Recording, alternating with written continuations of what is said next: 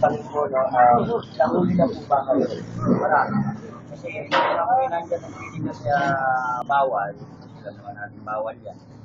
So dito po, sige, pakita natin sa camera na kapag napunta ka dyan sa side na yan, mahuhuli ka ng mga otoridad o mga pulis. Okay, balik tayo dito. Ano po ba yung mga penalties na binibigyan ng mga pulis kapag nahuli kayo? Wala naman sila binibigay ng penalties. Nasa iyo kung magpe-penalty ka o hindi. Kasi kung sila na pa rin yun eh.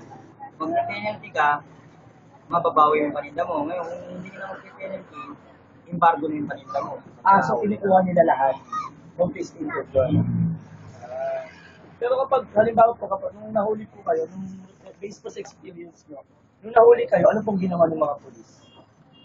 Nagkaroon kami ng konting debate, umusyon. Dahil nga siyempre, paglalaban ko rin dahil hindi naman uulan yung pinagtitindahan. Wala natin tayo sa puso, bawal na naman yung pinag-aano namin kasi kuyatan ko yan eh. Madaling araw pa lang eh, inuuna ako sa pamimigyan ko yan. Talagang gagawin nyo talaga para sa pamilya. Kahit illegal pa yan. Basta marangal naman sa masyadong illegal na. Po, Sir Arnold, salamat po sa interview niyo po na. Makakarating ba ako ng US yan?